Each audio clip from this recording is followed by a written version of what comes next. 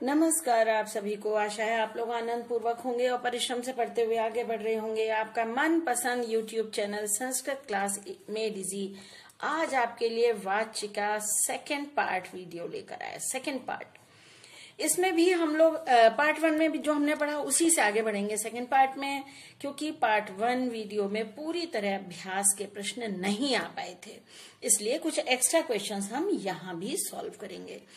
वाच्य का प्रश्न, जैसा कि मेरे सब्सक्राइबर्स मुझे बता रहे हैं और इतने साल स्कूल में पढ़ाते हुए मैंने देखा है, अगर लॉजिक समझ में आ जाए तो इससे आसान कोई टॉपिक नहीं है। तो मेरा प्रयास होगा आपको लॉजिक समझाने का, क्योंकि मैं हमेशा आपसे कहती हूँ संस्कृत बहुत लॉजिकल लैंग्वेज है भाई, उसमें हर जगह कोई ना कोई लॉजिक होता है। हम आगे बढ़े, मेरी वही रिक्वेस्ट, संस्कृत क्लास में डिजी यूट्यूब चैनल को सब्सक्राइब करें, शेयर करें अपने साथियों के साथ में, और फिर मेरे लिए कोई कमेंट, लाइक, अनलाइक जो भी आप चाहें अवश्य भेजें। तो हमने पढ़ा था फिर वही बात कि कर्तृवाच्य, कर्मवाच्य और भाववाच्य। कर्तृवाच्य में कर्ता प्रमुख होता है, जिसको मैं कहती हूँ बॉस। कर्ता बॉस होता है इसलिए क्रिया का पुरुष वचन कर्ता के ही अनुसार होता है। कर्मवाच्य, इसमें कर्म बॉस होता है, इसलिए क्रिया का पुरुष वचन कर्म के अनुसार होता है। और भाववाच्य में कर्म होता ही नहीं है, क्रिया हमेशा एक वचन में होती है। बालका पुस्तकानि पठन्ति, ये कर्तृवाच्य है क्योंकि क्रिया कर्ता के अनुसार है और क्रिया जो है वो परस्मैपदी है। जब भाववाच्य बदलता है कर्मवाच्य तब बदलेगा जब इसमें कर्म होगा। अगर कर्म नहीं होता तो ये भाववाच्य हो जाता अपने आप, ऑटोमेटिक। बच्चों के द्वारा किताबें पढ़ी जाती हैं, बालकई पुस्तकानि पठ्यन्ते। और अगर 2 किताबें होती तो ये होता बालकई पुस्तके पठ्येते। तो पठ्यते, पठ्येते, पठ्यन्ते, इस प्रकार क्रिया का प्रयोग होता है। आपको मैंने फॉर्मूला सिखाने की भी कोशिश की थी, मैंने वाच्य के फॉर्मूले बना दिए हैं। कर्ता में प्रथमा, कर्म में द्वितीया होती है और क्रिया लट लकार में होती है, इसलिए फॉर्मूला बनाया था 1 2 तीतः अन्ति।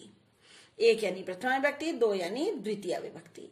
इसी तरह कर्मवाच्य का फॉर्मूला हमारे सामने आया था 3 1 यते येते यन्ते। 3 यानी तृतीय विभक्ति, 1 यानी प्रथमा विभक्ति और क्रिया होगी आत्मनेपदी लट लकार में यते येते यन्ते। ये धातु में जुड़ेंगे यते येते यन्ते, तभी बनेगा पठ्यते, पठ्येते, पठ्यन्ते। इसके बाद आपको ये भी बताया था कुछ मुख्य धातुओं के रूप कर्मवाच्य और भाववाच्य में कैसे चलते हैं। कर्तृवाच्य में तो पठति, चलति, नमति, पश्यति, करोति, क्रीणाति, शृणोति आपने सुना है, लेकिन किस प्रकार रूप चलेंगे ये भी हमने सीख लिया था। अब चूंकि प्रथमा से तृतीया में परिवर्तन होता है, इसलिए भाई हमने ये भी सीख लिया था कि किस तरह प्रथमा विभक्ति से तृतीया विभक्ति में रूप बदल जाते हैं। बालकः, बालकौ, बालकः, बालकेन, बालकाभ्याम, बालकई, इस तरह ये रूप इनका बदल जाता है। और आज हम पढ़ने वाले हैं उससे आगे कर्तृवाच्य से भाववाच्य कैसे बनाया जाता है। पिछले वीडियो में हमने कर्मवाच्य पर फोकस किया था और अभी हम पढ़ने वाले हैं कि भाववाच्य कैसे बनेगा। तो पहले हमने फॉर्मूला लिख लिया 1 2 तीतः अन्ति, ये डैश लगे तीतः अन्ति। और भाववाच्य का फॉर्मूला है 3 और यते, केवल और केवल एक वचन में ही क्रिया होती है और कर्ता तृतीया में। ताह नृत्यन्ति, ये पहला फॉर्मूला है, तभी तो तीतः अन्ति आ रहा है। पहचानेंगे हमेशा इससे कि फॉर्मूला कौन सा है, पहला। यानी अब हमको इसको तीसरे फॉर्मूले में बदलना है, तो ताह की जगह क्या हो जाएगा, ताह स्त्रीलिंग शब्द है इसलिए यहां हो जाएगा ताभी, ऐसे। और ये क्या हो जाएगा, नृत्यन्ति की जगह, क्रिया सदा एक वचन में होती है, यहाँ नृत्यन्ति है तो हम क्या लिखेंगे, नृत्यन्ते कि नृत्यते, नृत्यते लिखेंगे क्योंकि क्रिया सदा एक वचन में होती है। उन सबके द्वारा नाचे जाते हैं कि नाचा जाता है, खुद ही बोल के देख लो, नाचा जाता है, उन सबके द्वारा नाचा जाता है। पुष्पाणि विकसन्ति, फूल खिलते हैं, फूलों के द्वारा खिला जाता है। तो पुष्पाणि का तो पुष्प ही हो गया भाई, बहुवचन में पुष्प ही होगा। और फिर विकस्यते, क्रिया सदा एक वचन में है इसलिए विकस्यते, ये लो इस तरह से लिखा जाएगा। सिंह वने गर्जति, ये कर्मवाच्य में बदलेगा कि भाववाच्य में। ये 3 शब्द देख के ये मत समझ लेना ये कर्म है, ये कर्म नहीं है, ये अधिकरण है बेटे।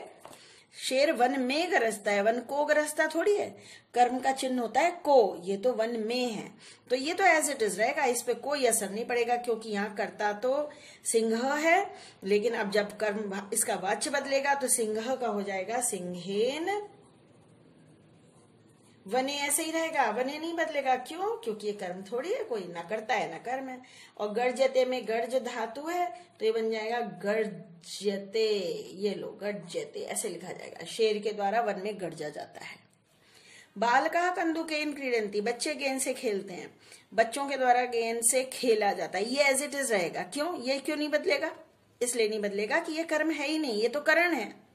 कर्म होता तो वो प्रथमा में जाता, ये तो करण है, तो करण कारक थोड़ी बदलेगा। बालका शब्द जरूर बदलेगा, तृतीया विभक्ति में जाएगा। ये हो जाएगा बालकई ही। कंदुकेन ऐसे ही रहेगा भाई, कंदुकेन में कोई चेंज नहीं, नो चेंज। बच्चों के द्वारा गेंद से खेला जाता है। क्रीडंती की जगह क्रीड्यंते या क्रीड्यते क्या लिखना चाहिए?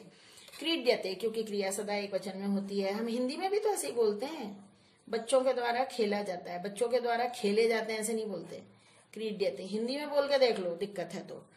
राघव कुत्र गच्छति, राघव कहाँ जाता है? राघव के द्वारा कहाँ जाया जाता है? कुत्र एज इट इज रहेगा, तो अव्यय पद है। राघव के द्वारा तृतीया में लेंगे और क्रिया हो जाएगी एक वचन में, तो ये हो जाएगा राघवेन। राघवेण नकणा हो जाएगा। कुत्र गम धातु है, उसमें यते लगाएंगे तो गम्यते या गच्छते? गम्यते बनेगा। बच्चों ध्यान रखना, बच्चे क्या करते हैं, ये गच्छति देके गच्छते लिखाते हैं। भाई ध्यान रखो कि धातु में लगता है यते यते अंते और धातु है गम। ठीक। बालिका अत्र उपविशति, लड़की यहाँ बैठती है, लड़की के द्वारा यहाँ बैठा जाता है। लड़की के द्वारा तृतीया विभक्ति और यते लगेगा क्रिया में। अत्र एज इट इज रहेगा। बालिका का हो जाएगा बालिकया, और अत्र ऐसे ही रहेगा। और उपविशति की जगह हो जाएगा उपविश्यते। मेरा हाथ हट जाएगा, फिर आपको दिखाई दे सकेगा। भाई लिखें कैसे? हाथ तो रखना पड़ता है ना।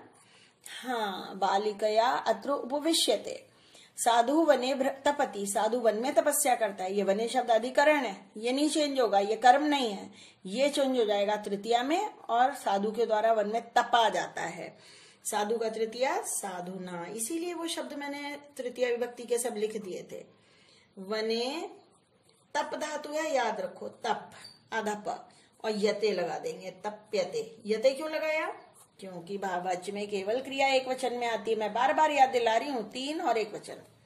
मातुला ग्रामे वसति, ये कर्मवाच्य है, में बदलेगा कि भाववाच्य में? मामा गांव में रहते हैं जी, ये तो अधिकरण कारक है, ये भाववाच्य में ही बदलेगा। मामा के द्वारा मातुलेन एक्सक्यूज मी ग्रामे।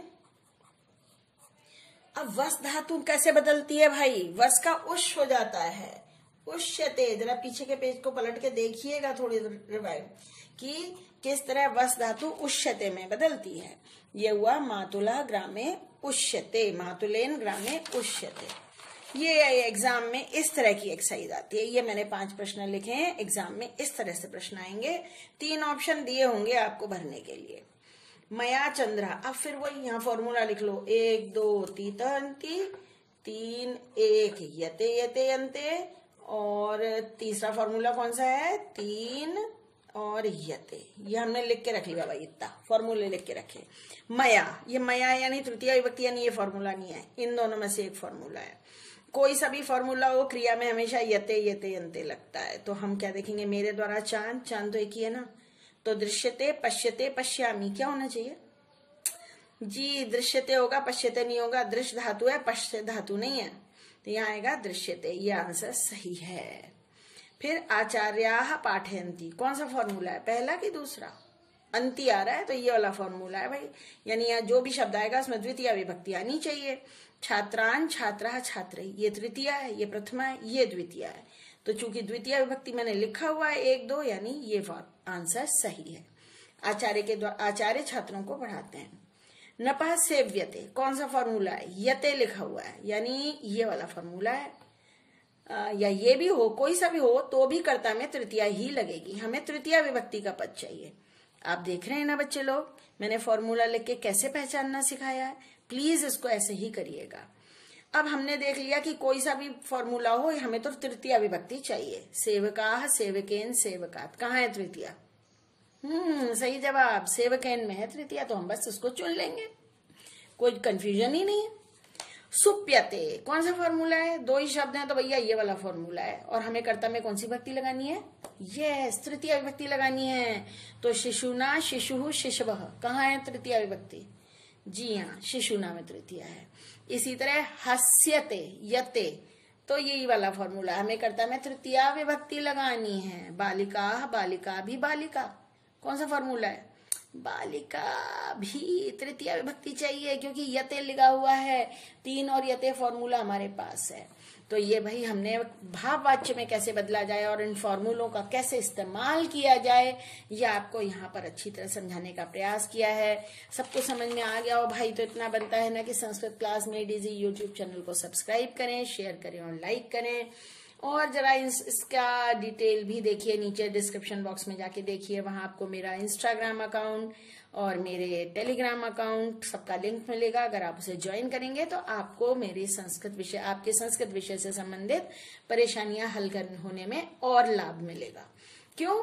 क्योंकि मैं अपने टेलीग्राम अकाउंट में भी संस्कृत सब टॉपिक से रिलेटेड आपको कुछ मैसेज, वीडियो, फोटोज डालती रहती हूँ। टेलीग्राम पर कई बार पीडीएफ भी बच्चों को दे देते हैं। और इंस्टाग्राम पे भी आप देखिए कि मेरी क्रिएटिविटी क्या है और मैं क्या कर रही हूँ, मेरे बारे में जानिए, आपको हमारा संबंध और घनिष्ठ होगा। और फिर आप कमेंट तो हमेशा मुझे कर ही सकते हैं। इसके अलावा मेरा मोबाइल नंबर, ये मेरा व्हाट्सएप नंबर है जो मैं यहाँ आपको दे रही हूँ, 8905436909। ये लीजिए, ये मेरा व्हाट्सएप नंबर है, पर ये भाई केवल व्हाट्सएप नंबर ही है। इस पर आप व्हाट्सएप कर सकते हैं अपनी कोई समस्या, अगर आपको कोई विषय में कुछ दिक्कत, कोई डाउट है तो बस भाई आज के लिए काफी हो गया। वाच्य आपको इन 2 वीडियोस में आपको वाच्य अच्छी तरह समझ में आ गए होंगे, आशा है। और अगर समझ में आ गया हो तो भाई सब्सक्राइब कर दीजिएगा। ओके, तो चलिए अब आपसे विदा लेती हूँ। आपके लिए अनंत शुभकामनाएं।